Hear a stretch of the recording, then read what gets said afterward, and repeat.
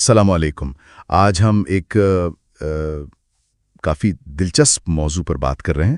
ہمارے پاس کچھ مواد ہے جو ایک خاص عقیدے کو دیکھتا ہے، یعنی نبی اکرم صلی اللہ علیہ وآلہ وسلم اور اولیاء کرام سے مدد مانگنا یا وسیلہ طلب کرنا۔ وسیلہ یعنی کسی نبی یا ولی کو ذریعہ بنانا اللہ تک پہنچنے کے لیے۔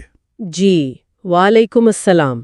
بالکل، اور یہ مواد جو ہے یہ خاص طور پر ان لوگوں کے نقطہ نظر کا جواب دینے کی کوشش کرتا ہے جو سمجھتے ہیں کہ یہ عمل یعنی قبر والوں سے مدد مانگنا شاید بدعت ہے یا شرک کے زمرے میں آتا ہے۔ اچھا۔ اور یہ مواد اپنی دلیل کے لیے ایک بہت ہی مشہور اور اہم واقعہ استعمال کرتا ہے، یعنی معراج النبی صلی اللہ علیہ وآلہ وسلم کا واقعہ۔ صحیح۔ تو یہ مواد ایک خاص زاویہ پیش کر رہا ہے۔ اس میں ایک بات یہ بھی ہے جو مجھے کافی دلچسپ لگی کہ نبی کریم صلی اللہ علیہ وآلہ وسلم کی امت میں ہونا ہی اپنے آپ میں ایک بہت بڑی سعادت ہے، چاہے کسی کے اعمال وہ اتنے اچھے نہ بھی ہوں۔ جی ہاں، یہ نقطہ اٹھایا گیا ہے۔ امام احمد رضا فاضل بریلوی کا وہ مشہور شعر بھی ہے نا، بد صحیح چور صحیح، وہ اسی طرف اشارہ کرتا ہے شاید۔ جی بالکل، شعر کا حوالہ بھی ہے مواد میں۔ بد سہی چور سہی مجرم و ناکارہ سہی، اے وہ کیسا ہی سہی ہے تو کریمہ تیرا۔ یہ نبی کریم صلی اللہ علیہ وآلہ وسلم سے نسبت کی اہمیت پر زور دیتا ہے۔ بالکل۔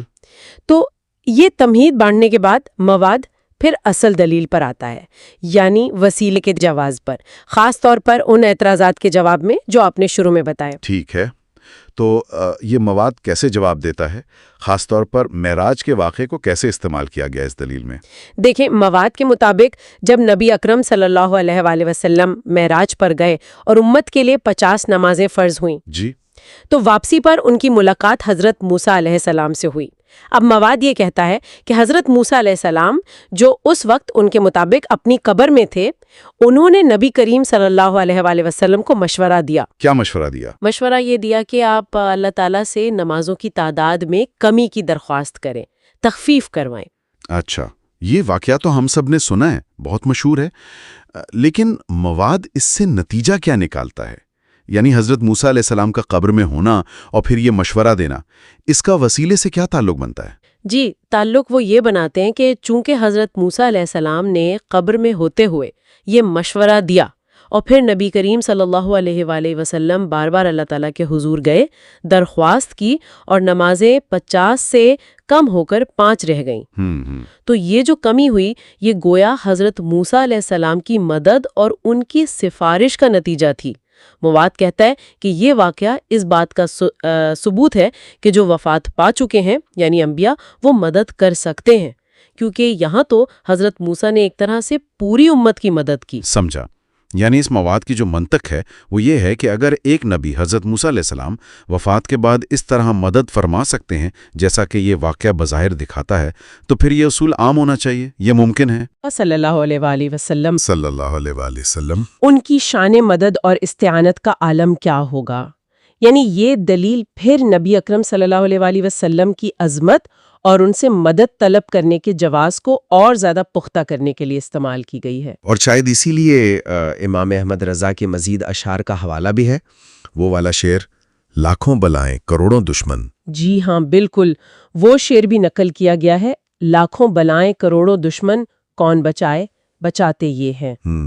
مواد ان اشعار کو نبی کریم صلی اللہ علیہ وآلہ وسلم کی جو حفاظتی قوت ہے اور مدد کرنے والی شان ہے، اس پر پختہ یقین کے اظہار کے طور پر پیش کرتا ہے۔